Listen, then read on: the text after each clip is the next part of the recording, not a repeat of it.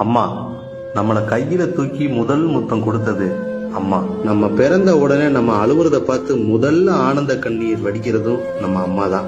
நம்ம வளர்ந்ததுக்கு அப்புறம் நம்ம அழுத போதெல்லாம் நம்மளை சிரிக்க வச்ச முகமும் அம்மா தான். நம்ம எத்தனை காதல் பண்ணாலும் நம்ம உருவமே தெரியாம கருவிலேயே நம்மளை முதல்ல காதல் பண்ணதும் நம்ம அம்மா தான். உலகத்துல எத்தனையோ பேர் உலக அழகி பட்டம் வாங்கலாம், ஆனா நான் பார்த்த முதல் அழகையும் எங்க அம்மா தான், கடைசி அழகையும் எங்க அம்மா தான்.